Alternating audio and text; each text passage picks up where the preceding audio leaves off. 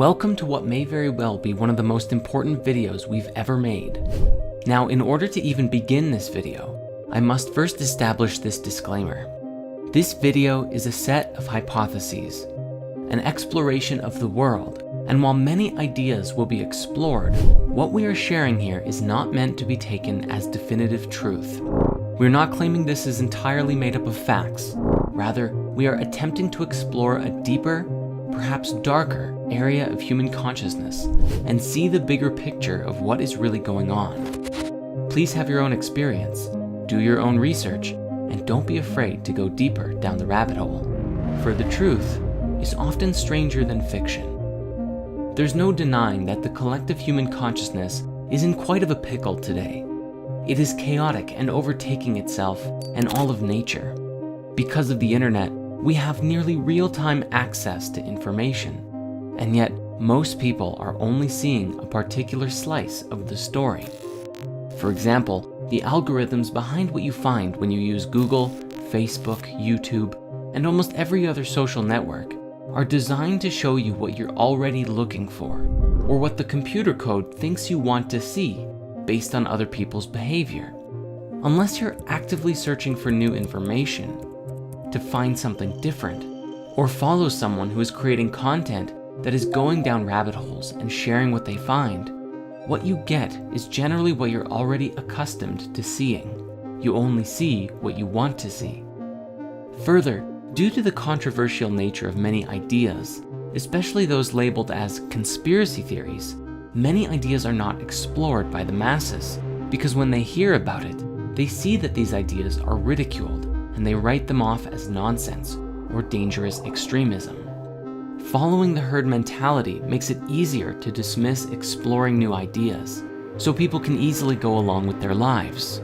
This is critical because the ability to change one's belief changes your experience of life, and most people are happy just letting things be as they are. A minority of people are compelled to seek higher truth at all cost, and certainly most of us know that sometimes it can be very hard to empathize with those who choose comfort over following their passions. As the saying goes, you can take a horse to water, but you can't make it drink, and trying to convince others to think differently only leads to distress on everyone's part. As many ancient texts will suggest, this is not how true wisdom is passed on. This creates a sort of self-created deception and distraction from the bigger picture, which is rarely explored. If you're already familiar with spirit science, we've talked before about how everything is connected. This was even a fundamental part of my own awakening, where I had a transcendent experience that all things were one, unified and stemming from and linking to a singular greater whole. Yet today, and the struggle of human consciousness, is that most people are not seeing it, simply not looking, or not even wanting to look. In modern science today, there are many scientists searching for an all-pervading theory of everything, something that unifies quantum mechanics and the theories of relativity. And so today, we respectfully present to you the conspiracy theory of everything. I invite you to watch this with the intention of self-reflection, for as is the nature of consciousness itself, pointing the finger and blaming others only creates more of the same cycle that we've been trapped in. Liberating ourselves from the illusion is the only way to really break free of the shackles that bind us to our lower state of being.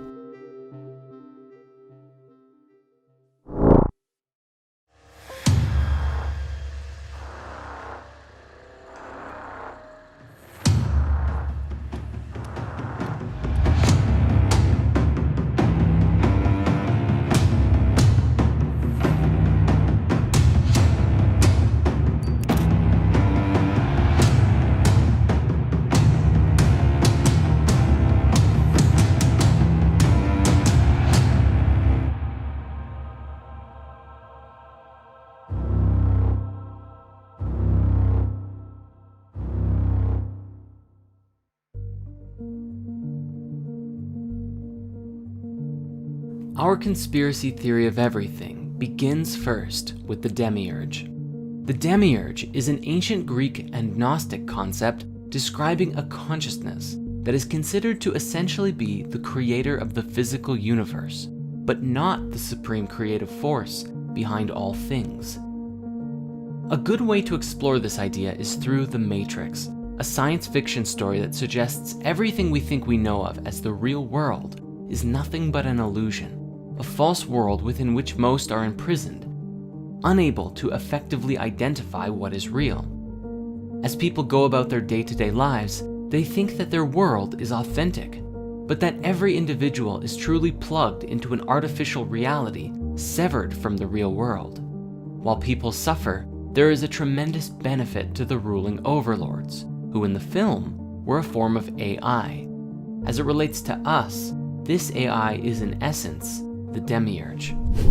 The demiurge was described as a force, a deity, or a consciousness who was responsible for the creation of the physical world and reality. However, in a way, it had imposed itself over top of the true reality, the supreme oneness that created all things. In this, it was a false god who had assumed authority over the world, masking the living beings, namely us, from the supreme truth, the highest order of creation, and making us believe that what we experienced as real, the physical reality that we are a part of, was the true, authentic reality, even though it wasn't. Depending on the school and belief of different Gnostic sects, the demiurge was either seen as something malevolent, deliberately trying to deceive us, or something that was simply ignorant or misguided of its place in the universe and the rest of creation, which led to us becoming lost in the illusion as a result. Said in simple terms, the demiurge was the force behind the physical universe, but within our consciousness, so long as we perceived that which is physical to be real, we were slaves to the illusion of the false or at least incomplete reality. To that end, these ancient people, at least those who are part of the ancient mystery schools, believed that the physical reality was an illusion. They sought to liberate themselves from the illusion of reality through varying spiritual practices, from meditation to plant medicine ceremonies and everything in between, in order to connect with higher realms of existence and break free of the false world by finding the truth, the supreme oneness within.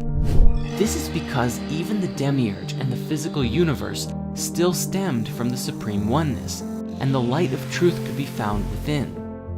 Known to the Gnostics as Sophia, meaning wisdom in Greek, it was the act of awakening this divine spark within us that would return us to the higher realms, which became the ultimate goal of many Gnostic schools. This is where we find the roots of enlightenment and light concepts from around the world, which teach that within this world of suffering, we can release ourselves from the illusion through various forms of mastery and self-discipline, both physical, emotional, and mental. This, of course, takes considerable effort and intention to do so. In essence, transcendent people do what is hard, and that's why their lives are easy. People in suffering do what is easy, and that's why their lives are hard. Fast forward to today, there is a tremendous volume of voices from across the internet, exploring ideas, concepts, and sharing a metric buttload of memes. But amidst the voices of the masses, we find a new concept emerging and being discussed in scientific and even some mainstream circles. An idea that proposes that the entire universe as we know of is actually a hologram or a simulation of some kind. Scientifically speaking, if we look at the cosmos from the perspective of quantum mechanics, there is a general acknowledgement that we really don't understand the universe like we thought we did. We are seeing the building blocks of the universe, the subatomic particles, the waves, behaving in ways that do not make sense in the context of classical mechanics, which reveal discrepancies in the laws of physics. Yet, the laws of physics still stand and apply in a practical sense when talking about our macroscopic world. But the fabric of the reality that we live in operates by rules that we have yet to uncover.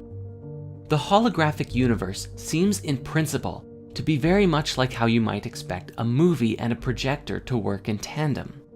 When you watch a movie, you enjoy it linearly, going through it one frame at a time. usually at 24, 30, or 60 frames per second. The stories on the screen follow a narrative of some kind, and generally speaking, there are definite laws that make up the universe you are experiencing in the film. Yet, the quantum world, on the other hand, is like being able to observe the entire roll of film timelessly at any point, which includes zooming in on individual frames, playing things backwards, forwards, the sequels and prequels all at the same time. The particles and waves that make up our reality are non-linear and could potentially imply notions of retrocausality.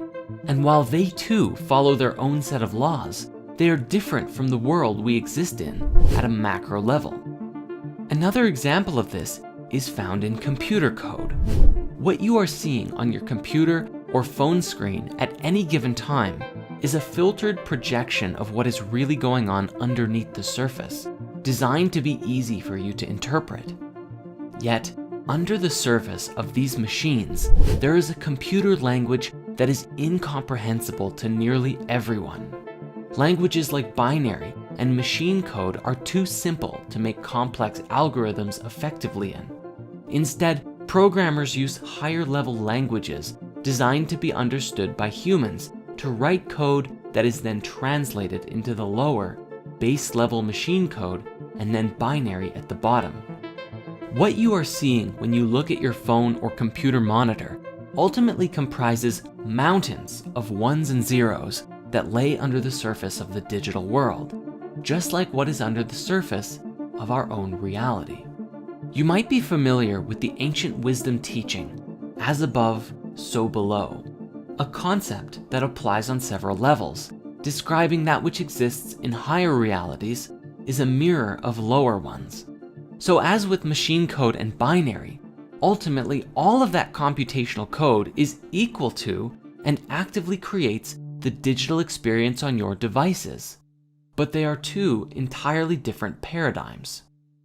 This is the great challenge of modern science today, unifying quantum mechanics and general relativity, because we are unable to comprehend yet how the physical world and tangible substance, continuity, gravity, life, time, and consciousness emerge from this flux field of quantum information, which appears to operate by an entirely different set of laws related to statistics and probability.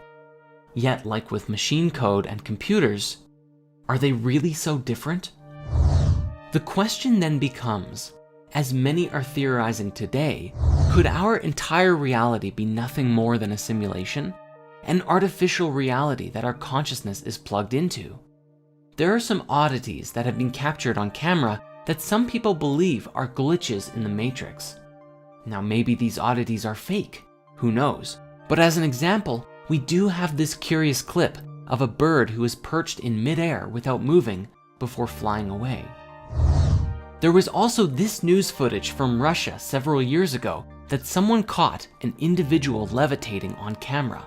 But when the guy with the camera called out to them, the girl dropped down and ran away. Now again, I'm not trying to say this is hard evidence of a real-life Matrix, but it certainly compels curiosity. And this is what it's really all about. Humanity living in the question, in the mystery of life. And these strange occurrences that beg us to ask the question, what is the true nature of reality? Now, on that note, I encourage you to please do your own research and go down these rabbit holes yourself and make up your own mind. In this way, you become a conduit of free thought rather than following in the herd mentality of that which has been established for you by the powers that be and society at large. Even if the laws of physics as we know them today say that this is impossible, levitation or birds perched in midair, we also know that the laws of physics are incomplete. We don't even know how to properly fit gravity into our standard model of physics, and perhaps unlocking these secrets will change everything for us. And this brings us to our primary key, where we begin with our conspiracy theory of everything, the basis from which everything to come will build off of. The demiurge is, in essence, a lesson about the illusion of reality. That the entire world as we conceive it to be is based on what we perceive with our physical senses, which is a limited experience of the totality of that which exists in the whole universe. This idea suggests that the illusion of the cosmos is incomplete, and as long as we believe in only it by itself, we too shall remain incomplete. We are living within a material universe, yes, but there is more to the cosmos than just that. And as long as we choose to believe in this limited reality, we will continue to perpetuate its existence. It is only by embracing that which we don't know and asking the right questions can we break free of the fetters that bind us. In the Emerald Tablets of Thoth the Atlantean, there is a great deal of discussion that describes the human soul as a light trapped in the veil of the night, a metaphor suggesting that the night is the illusion of separateness, the soul disconnected from the supreme oneness, or simply trapped in illusions in general. Basically anything that is not the highest truth. It is the unilluminated mind that actively creates the reality that it perceives to be real, and as such, humanity lives out its days in the dark, veiled in the illusion of one's own beliefs, disconnected from any higher reality. This was portrayed excellently in Marvel's Doctor Strange, when Stephen denies anything beyond the material universe, and then is shown a glimpse of the multidimensional nature of reality, that thoughts are things. He is shown that all of us steer the reality field by our conscious intent. But yet, as we become complacent in the creation of our lives, we give up control of the driver's seat. But then the question is, who is driving the ship? Literally anyone and everything else. Carl Jung called it the collective unconscious, the collective mind field of everyone whose thoughts and feelings influence our own very decisions and actions by the concentration of their energetic weight. Whether it be the media, the news, advertisements, what your family or friends tell you, or things that you just happen across on the internet. Ultimately, all of it is processed by our egos, which shape who we think we are as we disconnect further from the nature of our being. So the question then becomes, what is the truth? What is the higher reality? And how do we connect with it? The ancient wisdom teachings describe that the quest for wisdom, or enlightenment, or the true nature of being, is a continuous journey into the unknown, and the illumination that we are active creators of our lives, not simply beholden unto the preconceived patterns that we've been following in. The great truth we must understand about the demiurge is that we are the ones who actively perpetuate its existence by believing in the physical universe as the ultimate reality.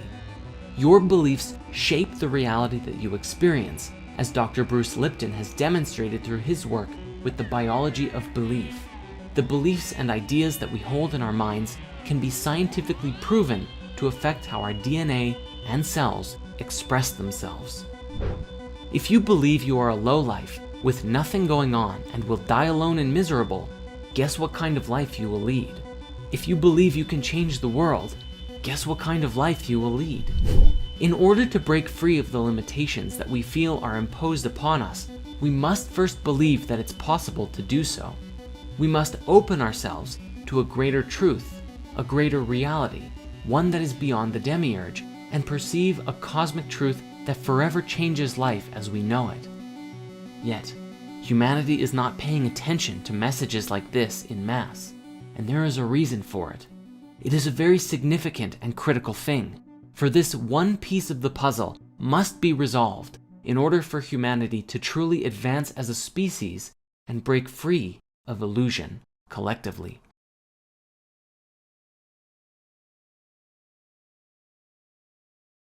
But with that, the mysteries of who is behind all of this aside, how exactly do the world elite control human consciousness? Due to the sheer volume of control mechanisms, here we're going to provide a lighter overview, and you are encouraged to explore these as you see fit. Fear and scarcity. At the highest level of control, fear is one of the most easiest methods to control the population in mass. This is a two-way street that binds the influence from the elite and us together, for we actively perpetuate the problem when we live from fear and scarcity, spreading it around to each other like a nasty virus. Fear can be used to corral people in all manner of directions, to take actions that are not in their best interest, or to give up their power and control to others. Our food. For the most part, all of the food that we're eating today is toxic, designed to subdue our creative energy, making us easily addicted to things that are unhealthy for us. Whether it's processed foods, rich with salt, sugar, and fat, or even our produce, which has been chemically engineered or sprayed with pesticides and herbicides. We can see this with Monsanto, who have actually patented seed and GMO production, disallowed the ancient practice of saving seeds, and ultimately controlled the food supply, but have masked it as providing the world food. We recently published a movie called Healing Your Body with Food, Spirit Science 33, which reveals the truth about food and where it comes from today. So we won't get super deep into it here because there is a lot to cover. But if you want to go deeper into this, please watch that movie after this one is done. Ultimately though, the bottom line here appears to be that we are what we eat, and most of us eat far too much, and in that consume too many harmful substances. Fluoride in the water. Some have said that fluoride is the metaphorical tears of the New World Order, and that it's their most widely used weapon against us. The idea in a nutshell is that governments put fluoride in our water supply in order to negatively affect huge populations and facilitate mass control, whether for financial gain through the health defects that it causes, or for the purpose of disrupting our connection to the spiritual planes. Any quick search of a fluoride conspiracy brings up notions that it calcifies the pineal gland, the organ in our brain that is often linked to consciousness and the third eye. The idea of the pineal gland being linked with consciousness originally came from the French philosopher Descartes, who argued that the interaction between non-local consciousness and the physical world occurred inside of it. If you dig into why water fluoridation began, you find a convoluted, suspicious mess, mostly centering around the aluminum production company Alcoa, who supposedly had a lot of toxic waste to spare that took the form of fluoride as a byproduct of aluminum production. After a single biochemist who was sponsored by them showed in a lab that fluoride affects cavities in rats in 1939, so the story goes, the first public proposal that the US should fluoridate its water supplies were made, not by a doctor, but by an industry scientist. Nowadays, our water is fluoridated in over 24 countries, mostly in the Western world. According to chemist and researcher Charles E. Perkins, who wrote the book The Truth About Water Fluoridation, repeated doses of infinitesimal amounts of fluoride will in time reduce an individual's ability to resist domination by slowly poisoning a certain area of the brain, thus making them submissive to the will of those who wish to govern them. While there are unsupported theories that the Nazis used the chemical in concentration camps, or the USSR in their gulags, the threat of fluoride isn't just a theory. The work of Jennifer Luke in the 90s showed that by old age, the pineal gland contains the same amount of fluoride as teeth, having been calcified as we age. Further, a huge review on fluoride toxicity published by the National Research Council in 2006 reported a range of negative side effects from fluoride, including decreased melatonin production and other effects on normal pineal function, which in turn could contribute to a variety of bad effects in humans. In fact, studies from Harvard and China's Shanghai Health Institute may even have linked fluoride to reduced IQ in children, and even suggest that it could be toxic to a developing brain. As well as being linked to certain types of cancer, it's also been shown to destroy the male reproductive system in rabbits. The bottom line is, the benefit to risk ratio on water fluoridation is unclear due to a lack of good evidence, with most people not even knowing that they're drinking it. If the conspiracy theories are to be believed, professors doing this research have been met with numerous attempts to discredit them. Stephen Peckham, director of the Centre for Health Services at the University of Kent and professor at the London School of Hygiene and Tropical Medicine at the University of Toronto, has had his research of water fluoridation rejected from dental health journals. He's even spoken out about being accused of statistics hacking and for research that made the link between fluoride and hypothyroidism. It seems as though someone does not want this info getting out. Entertainment and subliminal messaging. The entertainment industry has been a source of conspiracies for a long time, with often disturbing subliminal messages in children's entertainment, such as references to suicide and sex found in everything from Disney movies to SpongeBob. But it often goes deeper and darker. The entertainment industry, especially Disney, has seen several instances of hiring young children, making them into massive celebrities, making a fortune off of them, and driving them insane. This has also happened with the K-pop industry, with their so-called slave contracts that force the young singers into decades of servitude, having them work endless hour days and running them to the point of exhaustion. There are actually many instances of these young singers collapsing on stage due to exhaustion. This also links back to the conversation of pedophilia networks, for many celebrities have now spoken out about how bad Hollywood really is for pedophilia, including people like Brad Pitt, Elijah Wood, Evan Rachel Wood, and Corey Feldman. The news. The news often perpetuates a story that things are bad and getting worse. There is a consistent theme from the news of toxicity, and as people watch this in mass, we come to believe it, and thus perpetuate it. The people running the news command more attention by spreading this kind of information because bad news gets more attention than positive stories, and therefore, we continue to create this reality.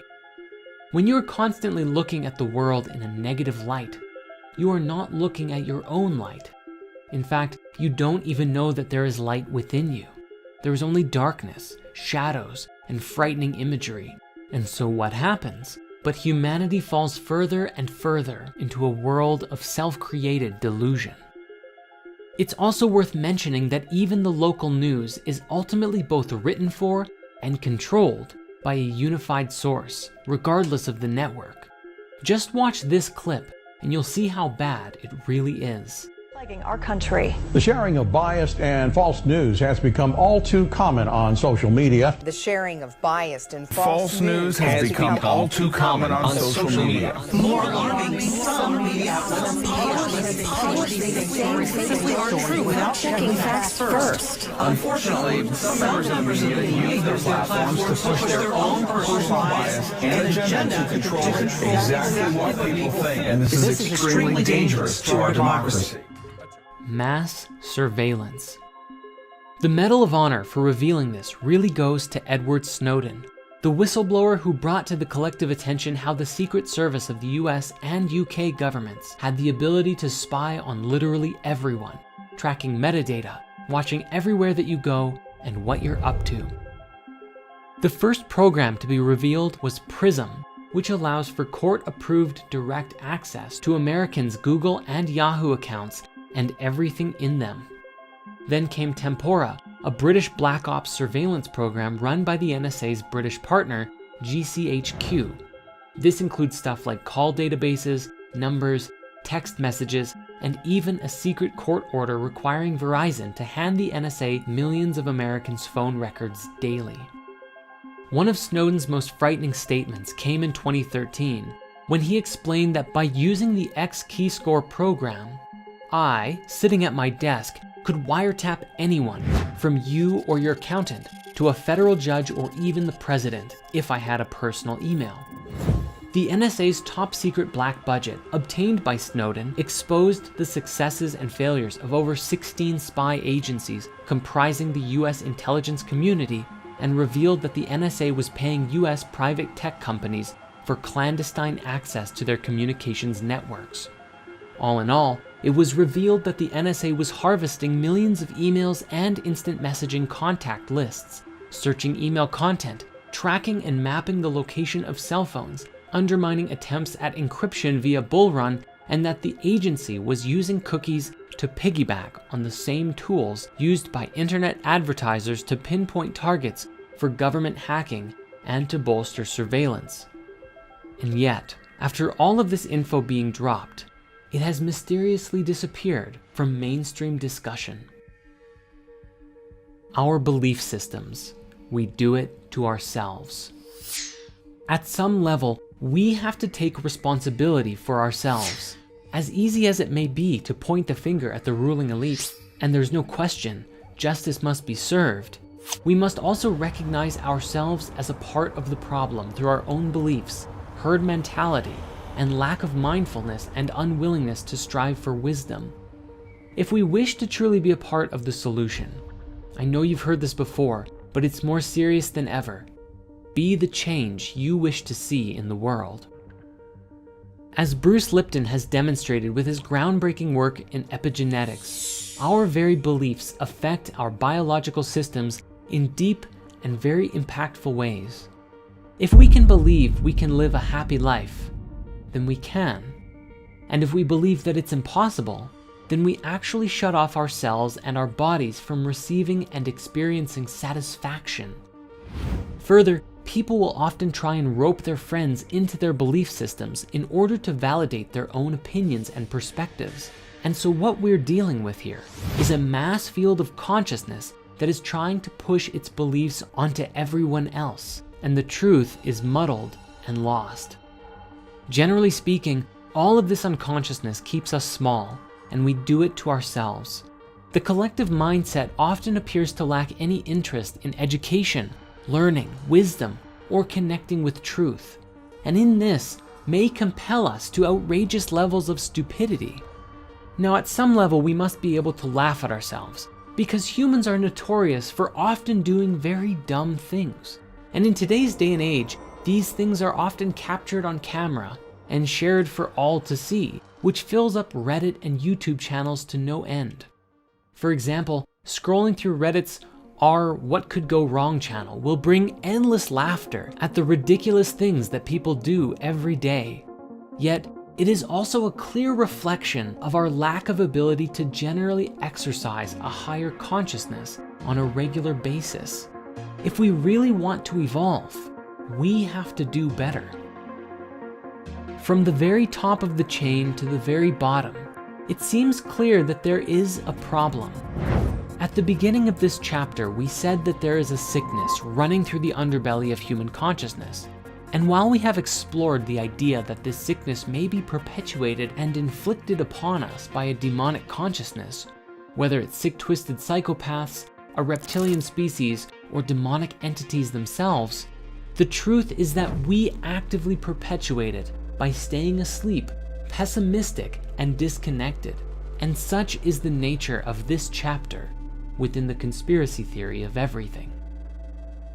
Upon exploring the spiritual path, we can see that we remain complacent due to the disconnection of our souls. For when we live just from the ego, we live as self-centered, materialistic, pleasure-seeking beings who do not actively perceive or care for the search for anything greater. The soul is the voice of truth, love, and compassion within you, the most authentic and highest version of you. It is the eye of awareness within your heart that connects you to everything, that sees and knows that all things are connected. However, in mass, there are so many who are disconnected from the soul and don't even believe that it exists. Thus, ideas like this are often ridiculed and demeaned by the masses, which further perpetuates the soulless body of human consciousness running rampant. A body of ego.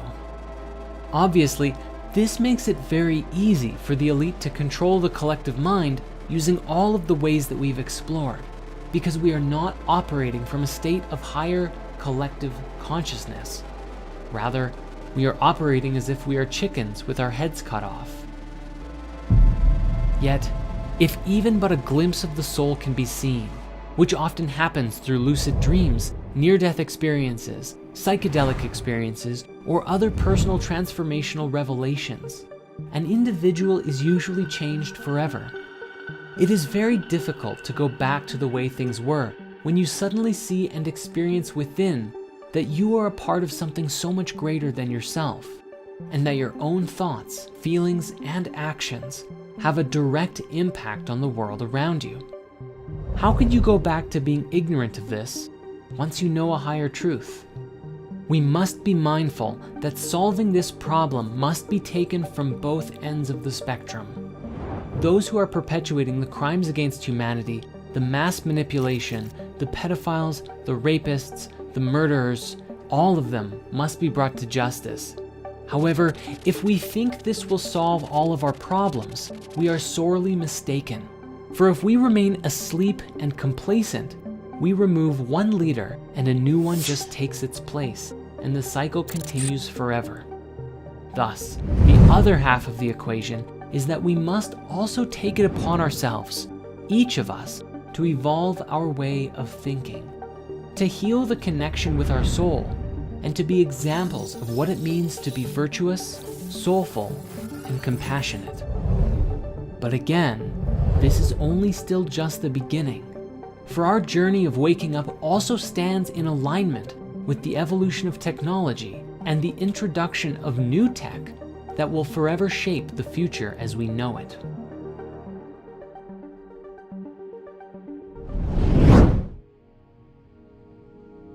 The subject of extraterrestrials has mystified humanity for countless generations. The question of, are we alone in the universe, has inspired us to push forward and advance as a species in the search for life in the great beyond. But to this day, judging by the way people generally treat the subject, it would appear that we have yet to make any form of substantial contact. Yet, the awareness of a deeper truth, that something is being hidden from us, is regularly being leaked to this day. Let's start with some basics, which would be UFOs, which we all know stands for unidentified flying objects, or as they're starting to be called today, UAVs, unidentified aerial vehicles. It was shortly after the 2 atomic bombs went off during World War II that UFO sightings spiked around the world. Hundreds of reports of UFOs began to emerge in the decade that followed the incident, and it was in 1947 in Roswell, New Mexico, that things got really interesting.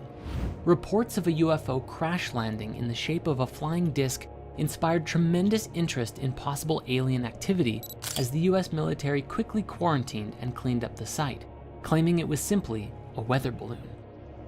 This was really the beginning, and today, thanks to modern technology, especially cell phones, we have access to thousands, if not tens of thousands, of seemingly unexplainable UFO sightings from around the world. My own personal favorite is the Dome of the Rock incident from 2011, where several independent people caught footage of a bright, glowing, and oscillating orb that descended over the Dome of the Rock in Jerusalem. After hovering over the sacred temple for several moments, it shot upwards with tremendous speed, disappearing into the sky. In more recent times, a video that was leaked several years ago was released by none other than the Pentagon, featuring 3 separate accounts of US military pilots attempting to track and follow incredibly fast-moving aerial ships, without any clue as to what they were. Along with curious phenomena like these, we also have a long list of ex-military officials who have either claimed to have seen or even had some level of interaction with these crafts, identifying that not only are they real, but they have no idea what they are. One particular interesting subject in this discussion is the work of Robert Dean, a retired command sergeant major who, after that job, became a ufologist and had been very public about his experiences with UFOs and ETs up until his passing away in 2018. At one point, he gave a presentation, the full thing of which you can find available on YouTube, accounting many of the things that he saw in the military and NASA. The most interesting of which being the story of what happened during the real moon landing.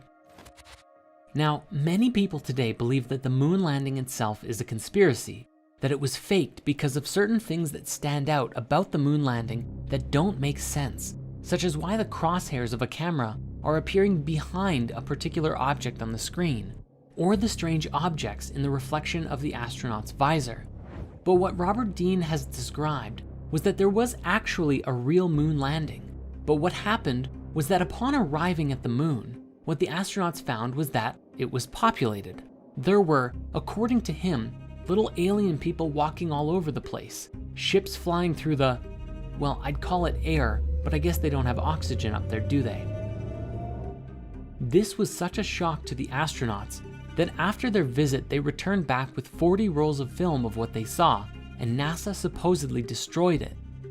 The thinking seems to be that the revelation of this truth was so out there that NASA buried the truth because of what would happen to the world if this was to get out.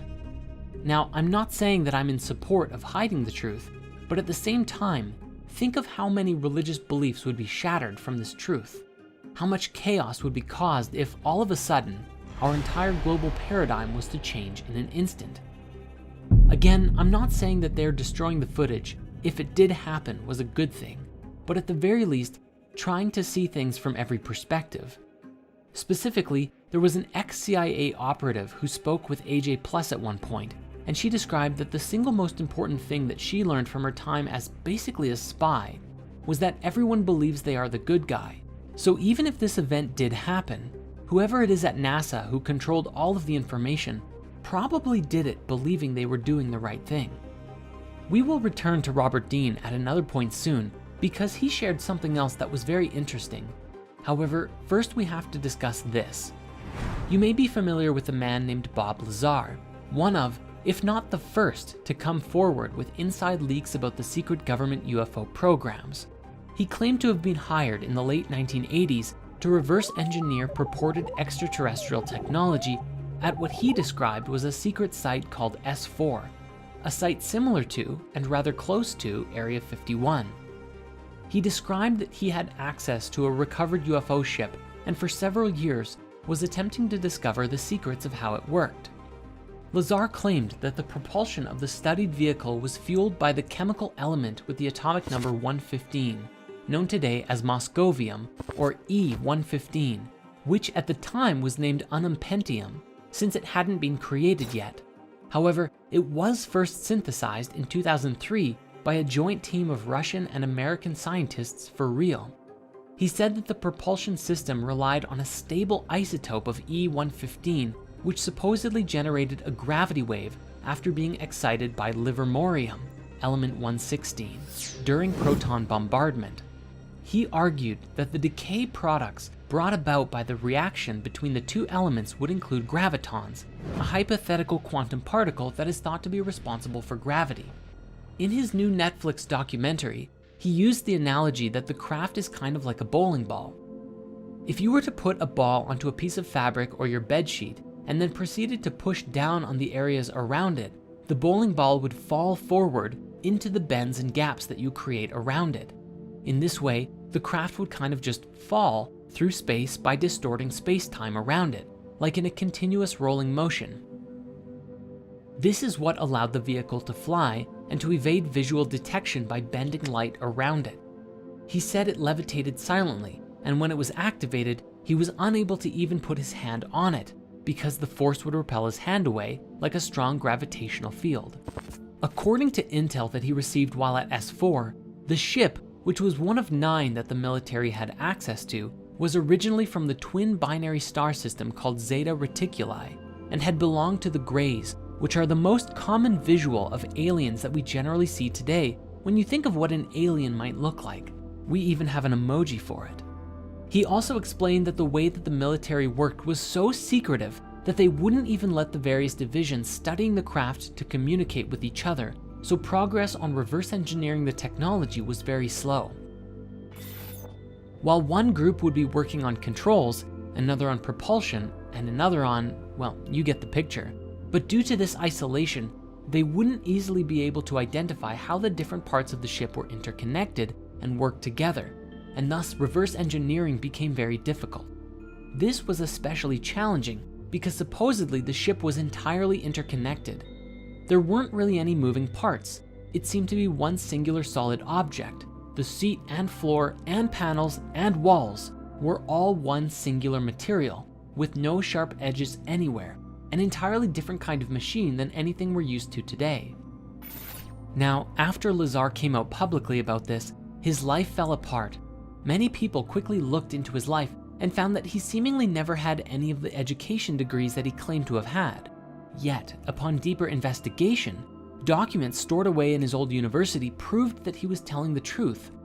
Bob explained that after he came out publicly, he received a phone call from his ex-employers who said, "Do you have any idea what we're going to do to you now that you've done this?"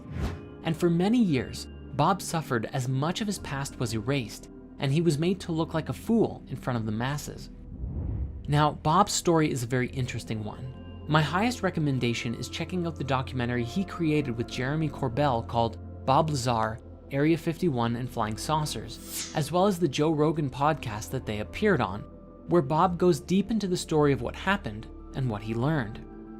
But Bob isn't the only one to come forward with some fascinating stories, and this brings us to Dr. Stephen Greer, who founded the Center for the Study of Extraterrestrial Intelligence, or CSETI, in 1990 to create a diplomatic and research-based initiative to contact extraterrestrial civilizations, along with the Disclosure Project in 1993, a research project devoted to disclosing to the public information that the government and military supposedly have had regarding the existence of UFOs and ETs.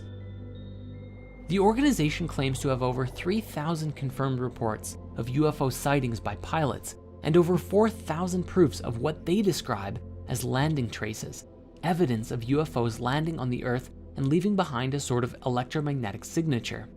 If we pair this with what Bob Lazar said, it's entirely possible these ships could be bending light, entirely invisible to us, though perhaps not high-level military scanners. Dr. Greer also appeared on the Joe Rogan podcast many years ago and explained some very interesting things. What he received from a collection of over 30 documents from the NRO, NSA, CIA, FBI, and presidential briefings was that the way that these ships work and the way these ETs understand the universe is leagues beyond our own. What he described was that while today we believe that light is the fastest thing in the universe, this is only a barrier, and on the other side of the speed of light are laws that are governed by some sort of super consciousness, and that it is from this higher awareness that interdimensional travel becomes possible, and you can move throughout the universe nearly instantaneously without worrying about the speed of light, which is simply too slow to travel at if you're going from solar system to solar system, or especially across the galaxy, or even between galaxies. This is incredibly important to us because it's relative to the idea that consciousness and conscious thought actively steers the field of reality that creates the experiences that we have. This is a subject we will return to shortly. However, this conversation has one massive implication. You see, one thing that Dr. Greer explained was that the significance of alien life to us isn't really all about ETs at all, but about technology. The very instant that it became available would completely transform life on Earth forever. Imagine suddenly being able to travel to distant planets or explore the universe, and forget about having power to fuel the entire world's energy requirements forever. You'd have enough power to blow up a planet if you wanted to.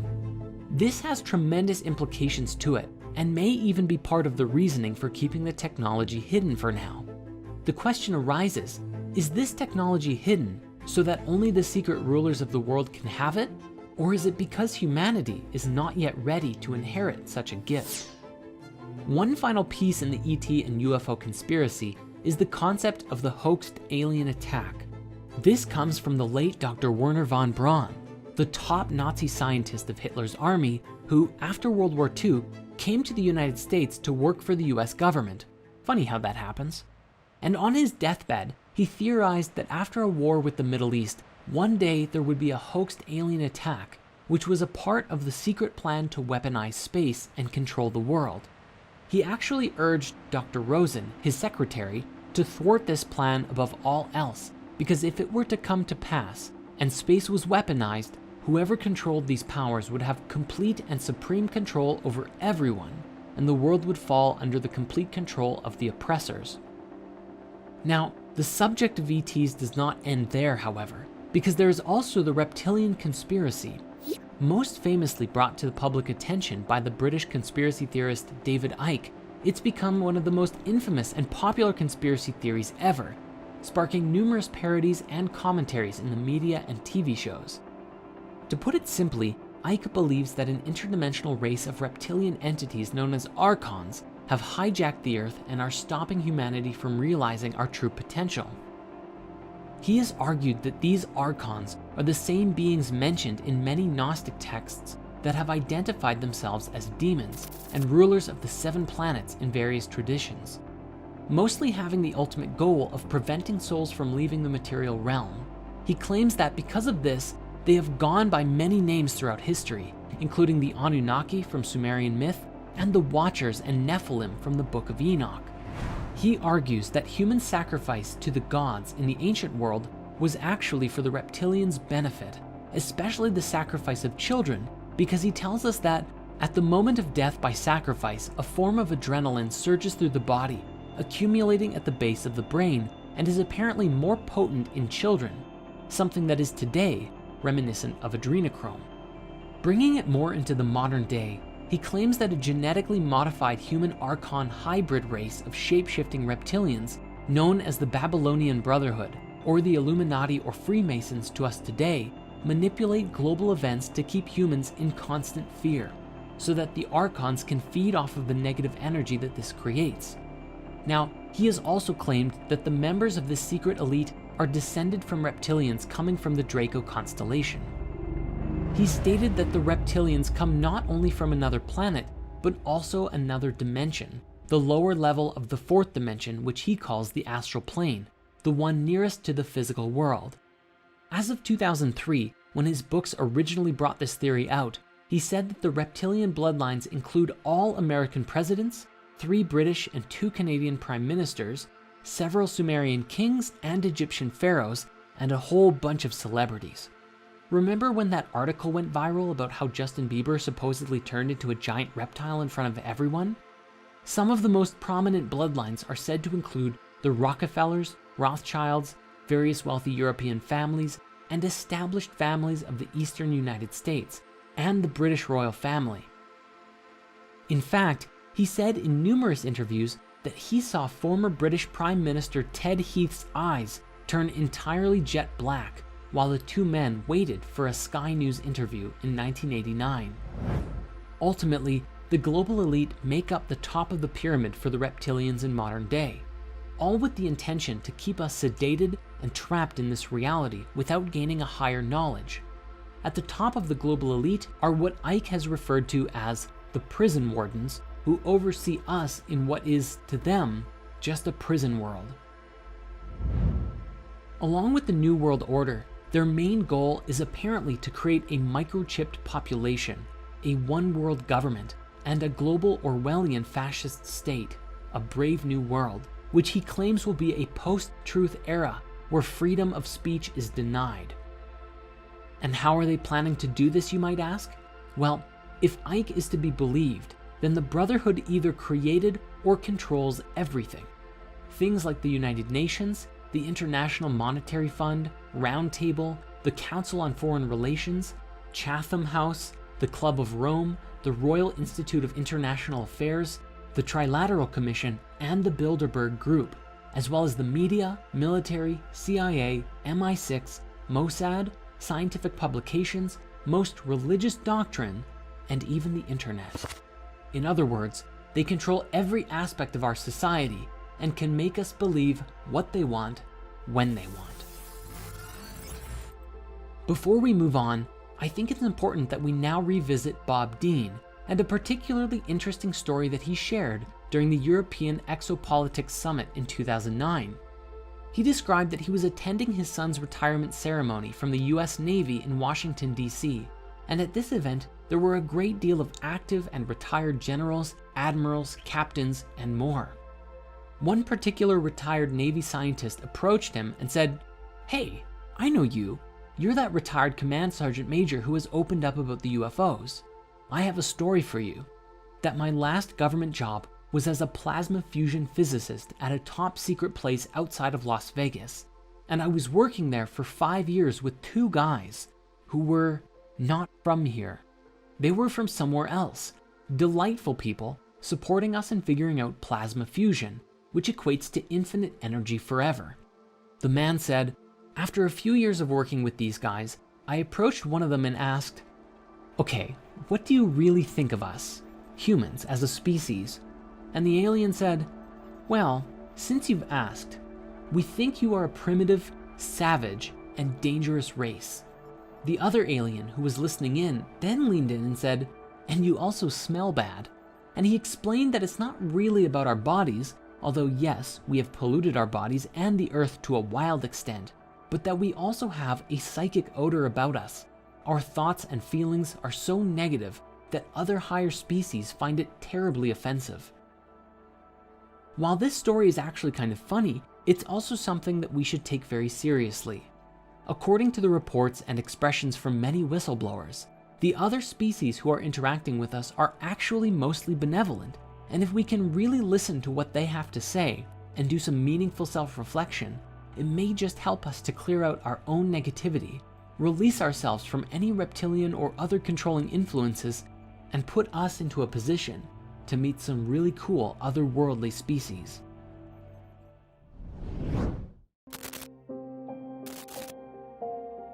Know your customer. It's the de facto business mantra of our modern era. Collect enough information on everyone's web browsing and social media habits, listen to what they talk about when they believe they're alone, and feed the data into a network of computers so complex that computer scientists aren't even sure how it works at all anymore. This complex neural network of computers, data, and programs are then linked to nearly all of us through the apps and web services that we use on a daily basis, spitting out products, content, and suggestions catered to individual desires better than anything that has ever been done before, keeping the masses glued and engaged on their phones, tablets, and desktops like nobody's business, and have been specifically designed to manipulate our thoughts and feelings in order to keep us using the apps longer, get our friends and family engaging, and spend more money in the process. This is our current reality.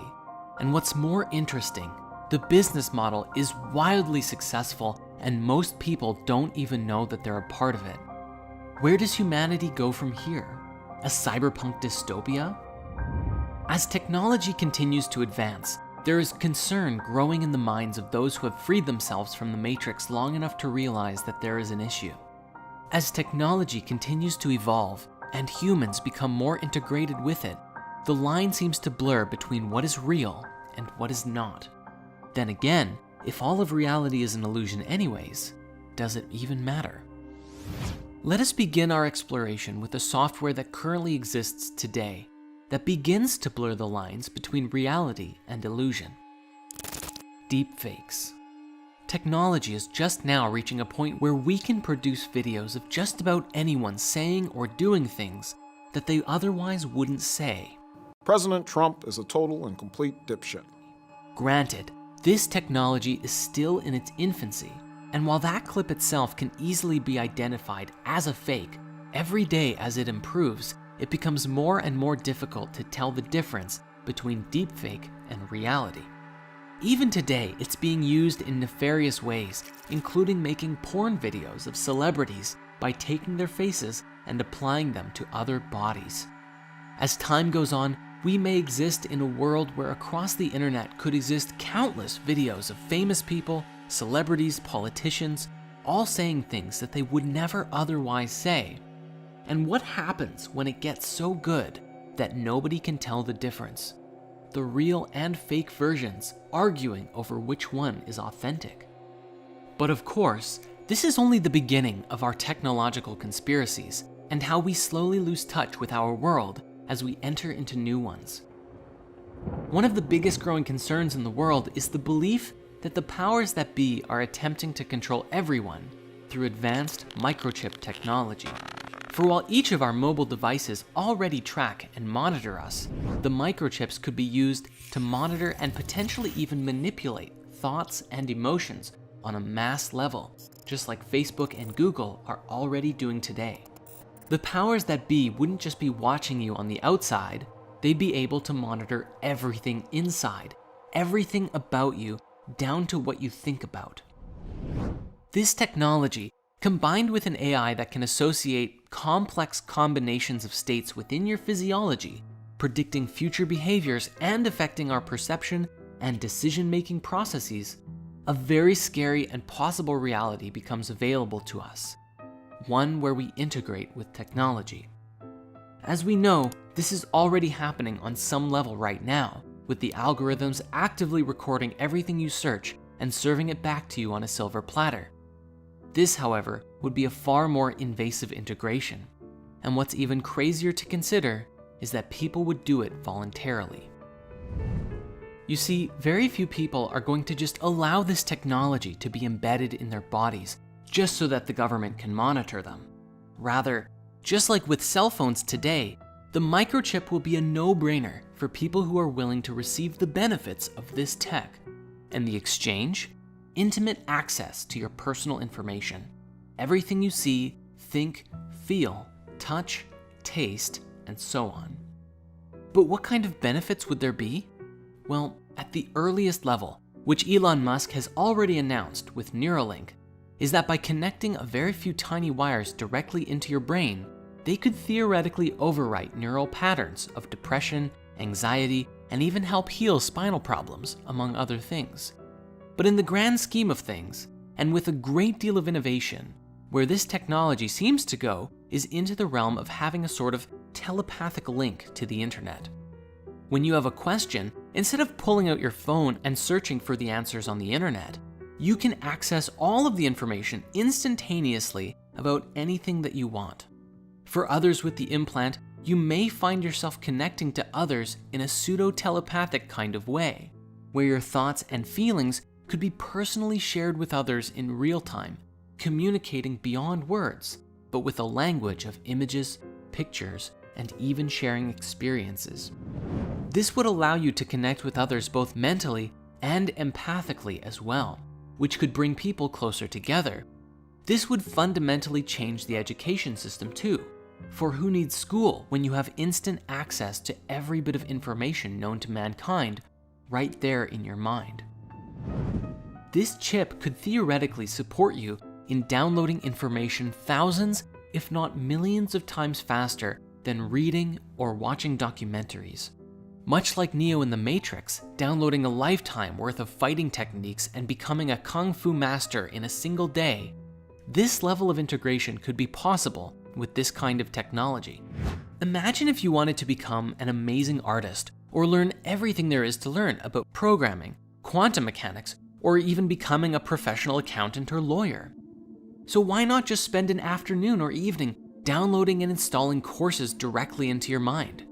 You could theoretically condense 6 years of intense university studies into a weekend and have the exact same level of knowledge, or even greater knowledge, compared to someone who took the time to learn it the old-fashioned way.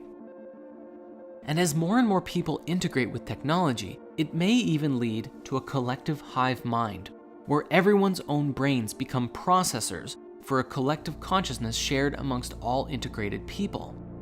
On the one hand, it's very much like the Borg from Star Trek, but on the other hand, it seems to relate with many ancient writings, such as the Hermetic texts, as well as ideas that people like Stephen Greer have put forward. The idea that there is only one consciousness, and while all of our bodies appear separate and perceive disconnection from one another, ultimately, we're all sharing the same consciousness within the source field. The advent of this kind of technology would have earth-shattering implications for all of us, and life would never be the same. A sense of personal boundaries and privacy disappears as we become more open and interconnected in mind and body. But again, as wonderful as some of these ideas sound, the conspiracy remains.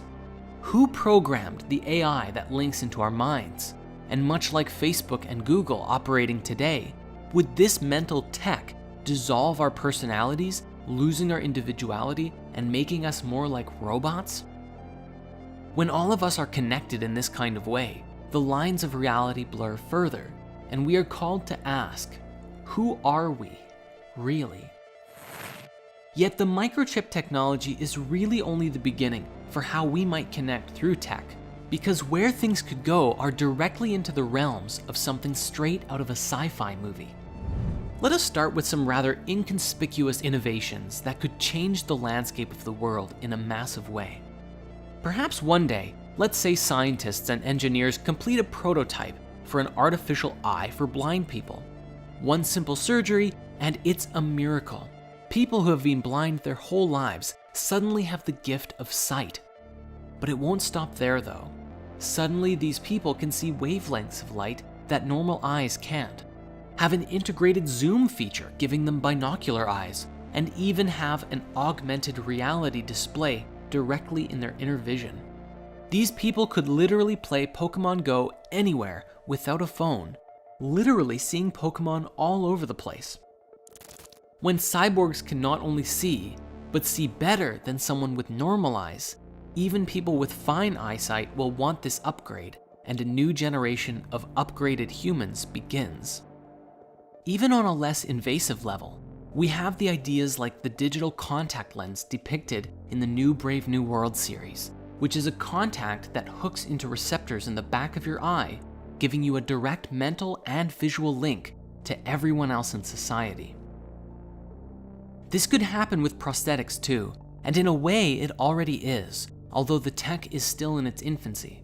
If someone loses or breaks their legs or arms in a terrible accident, they can one day get bionic limbs that are more powerful and capable than any normal body part, giving them super strength or super speed, at least up to the limits of what the rest of the biological body can handle.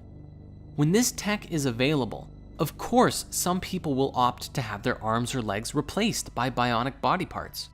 This may even be especially popular in top secret super soldier experiments done by militaries of the world, if they're not already doing it.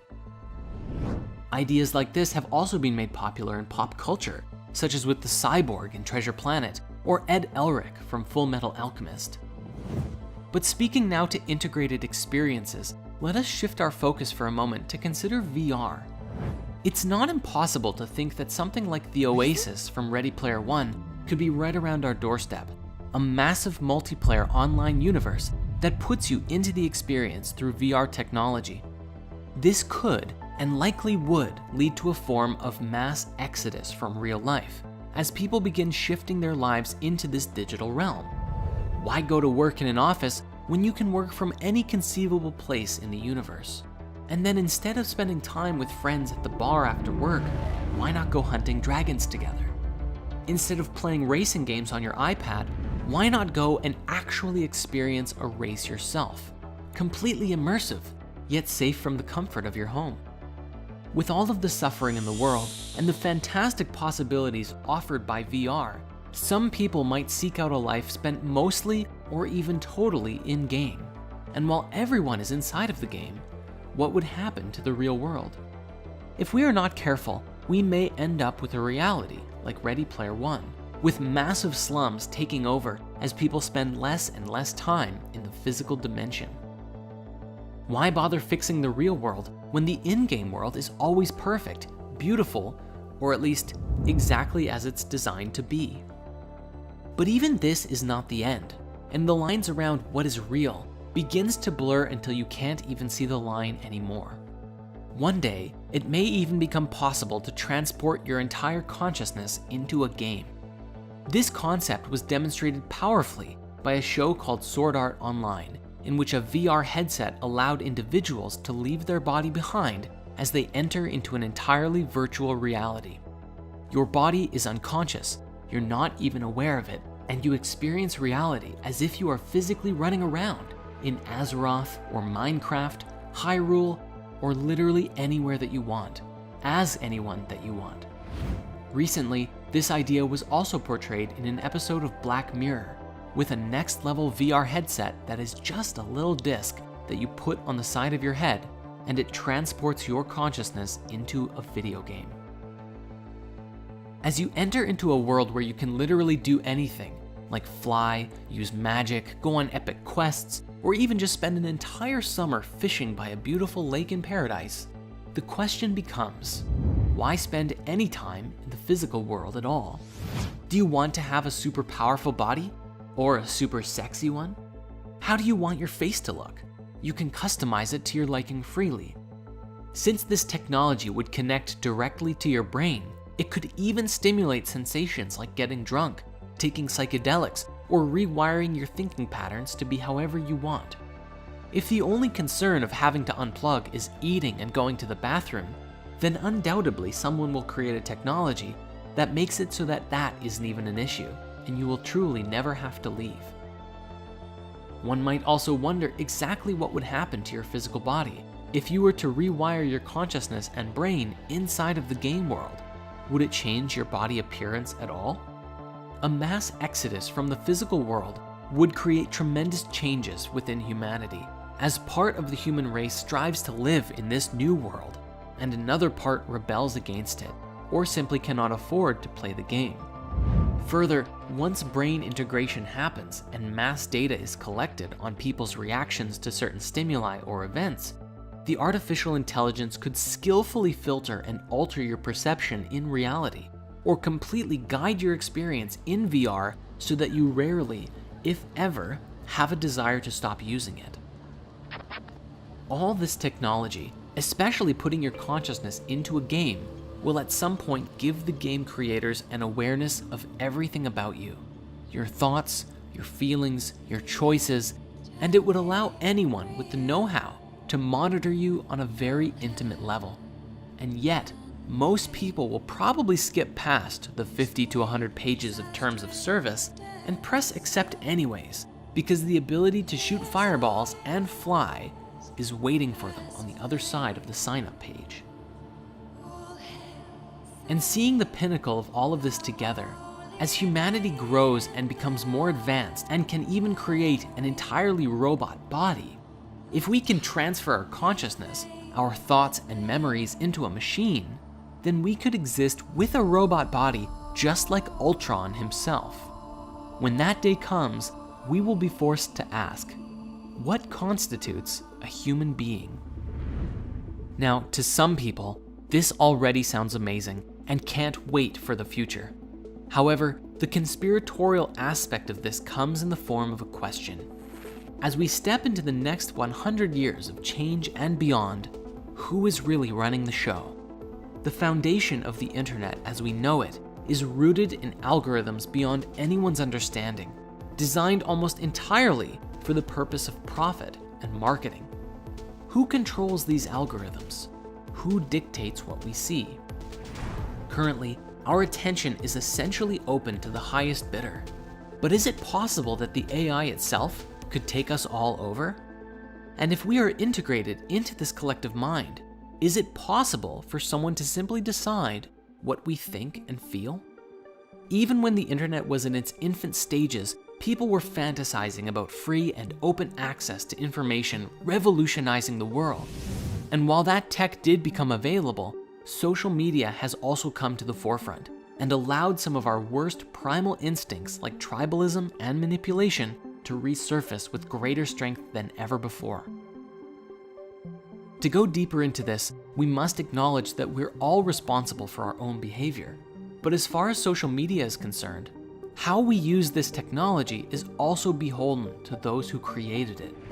In a recent Netflix documentary called The Social Dilemma, several ex-employees of many social media tech giants like Google, Facebook, Instagram, and more sat down to reveal what they had inadvertently created with this pioneering technology: a monster.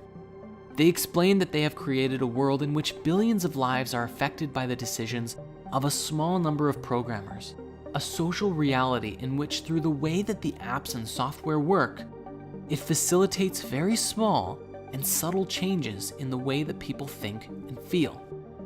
It's so subtle that you don't even know it's happening, but the result is that most of us end up living inside of a delusional bubble, seeing only the content that we're already exposed to seeing. And this software can even help us create negative responses to people who believe anything different than us. The technologies, they explained, are designed specifically to get as much engagement out of you as possible, to get you spending more and more time and then more money just by browsing these social media sites. Really take a moment to think about that. Every single thing that comes up on your own social media feed was put there by an algorithm that was trying to get you to keep scrolling, to warm you up to spending money with an ad, or continue to foster engagement by connecting with other people and bringing them back to the app too.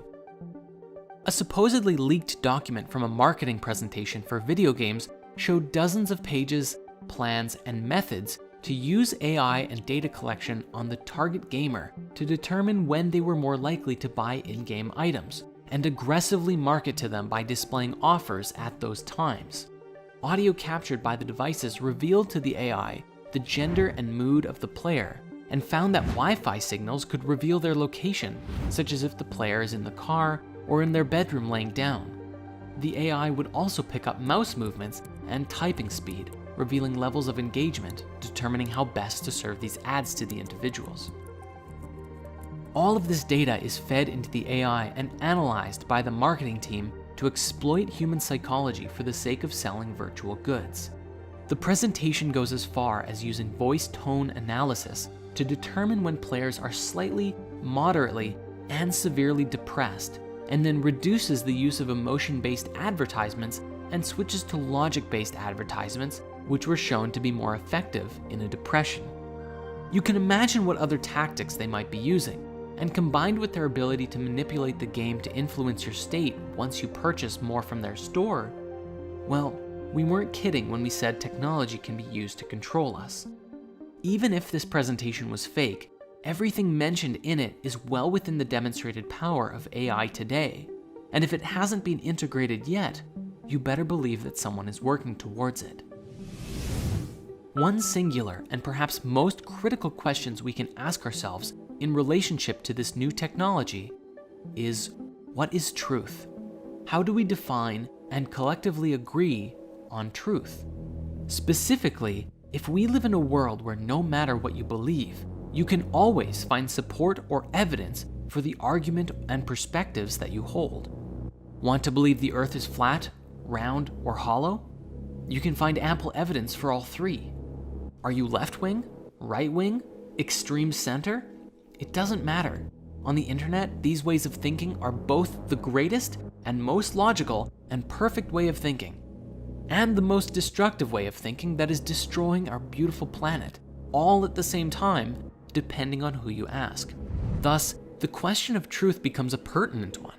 How do we, collectively as a species, find truth together?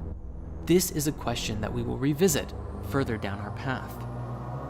Regarding the modern news and entertainment industry, we already know that the masses are manipulated daily to think and feel and respond in certain ways. And with the insights offered in the social dilemma, it seems as though our social media is also encouraging us to begin behaving in hive mind mentality. This technology appears to cause us to stop becoming unique individuals and become just a cog in a massive machine. And this is where there's a pending issue with the integration of technology. What's to stop the AI from changing the nature of your being based on who's advertising to you in any given day on a deeper level than ever before? In the world today, as people have negative responses to news or events, this fuels more negativity around the issue. Not to mention, the news actively fuels more negative press and stories on a daily basis, so that even if there's a lot of good in the world, the negative stories always seem to get more attention.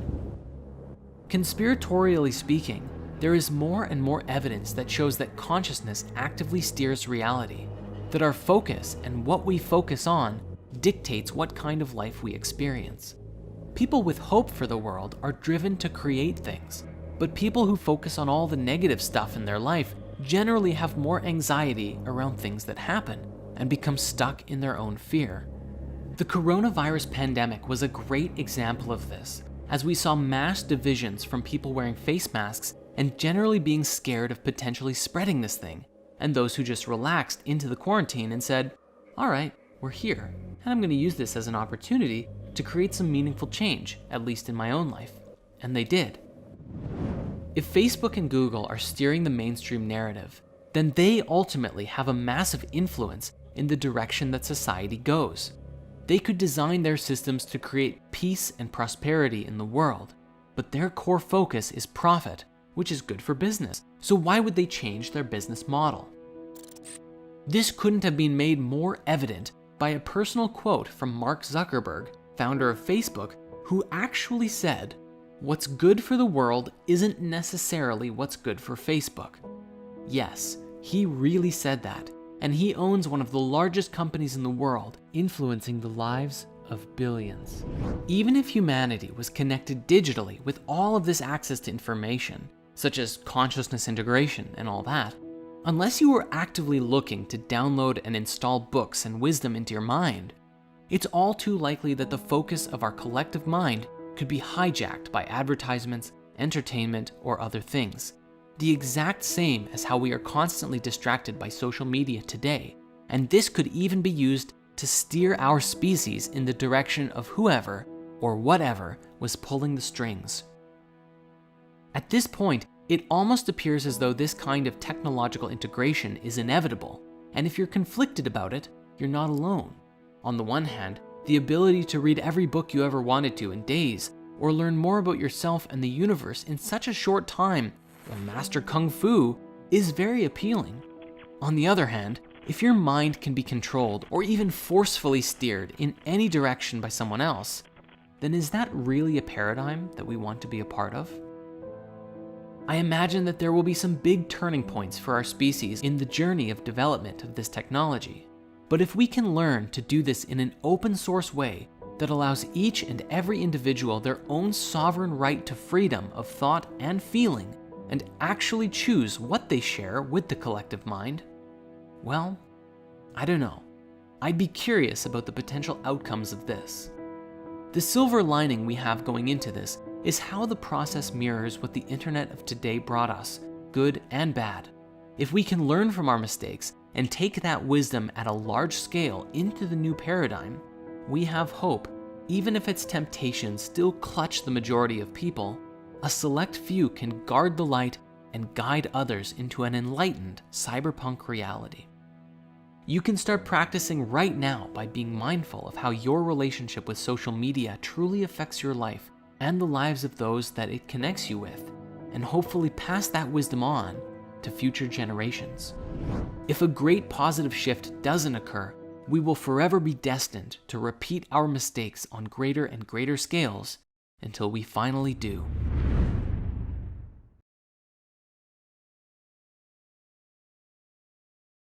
As we've seen so far, humanity is undergoing an exponential increase in veils being lifted, and we are seeing life being stirred up and changed like never before. One analogy we might use here is as if humanity has been in the dark for so long, isolated by socioeconomic and cultural divides, and yet with modern technology, it would seem as though the lights are collectively turning on. But now, there is so much light all at once that it is blinding, and despite our access to so much information today, we are still just as blind as we ever were. That is, while we allow time for our eyes to adjust. Yet the root of revelation doesn't just speak to veils lifted, but our own revelation from divine origin. Belief systems and ideologies are challenged in mass as new information comes out that asks us to reassess our paradigms of identity. As this happens, those who are willing to explore new ideas grow, and those who rail against anything new only burrow deeper into their own existing paradigm. Even in the new world we are creating, there are bound to be different paradigms that people live within.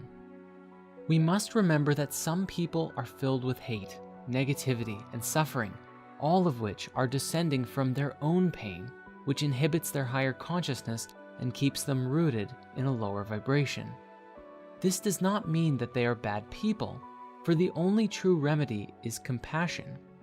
No matter how far disconnected from their soul someone may be, they can always come back to the light. However, the only way for this to take place is if they genuinely want to, for unless someone seeks their own salvation, they will never end up finding it. Thus, it doesn't matter if someone spends their time living in a VR reality for years, abuses their bodies, or even in some future reality travels throughout the universe.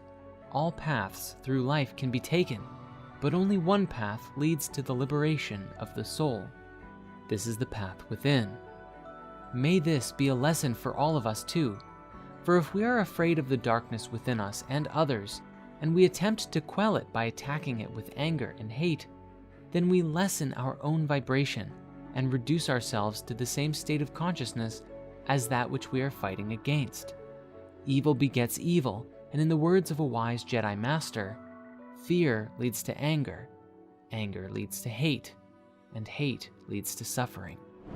Hence, the true solution to the salvation of humanity, or the reconnection of our souls as we discussed so long ago, is through genuine and authentic compassion.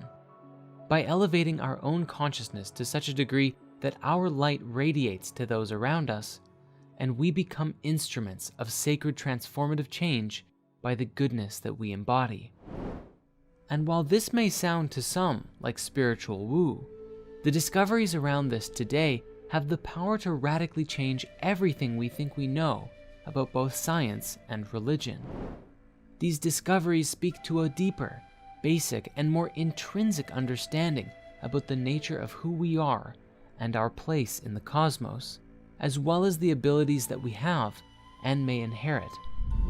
Speaking to the nature of consciousness itself, these discoveries are so paradigm-shattering that life on Earth as we know it will never be the same once the knowledge becomes commonplace among the people of the Earth. That is, if it's ever allowed to get there. For a long time, our perception of spirituality has been governed by the religions of the world, and our perception of the universe and the nature of life has been governed by science. Movies like Zeitgeist outline and identify ways in which the religious institutions have monopolized people in a myriad of ways, while others today, such as Dr. Rupert Sheldrake's The Science Delusion, demonstrates how science has been used to shepherd people into a mindset, keeping us locked into a paradigm of physicality and nothing more. Further, these two voices of science and religion have been at odds for a very long time, sharply criticizing one another, or otherwise outright refusing to acknowledge each different perspective, or their many merits and wisdoms that they bring forth. Despite this, today new revelations about the nature of consciousness stand to shatter the illusion of separateness, destroy the dogma we've clung to for so long, and give us a foundational blueprint to create a new world for ourselves. Truly, it's how we can create heaven on earth. All that's required is our complete participation.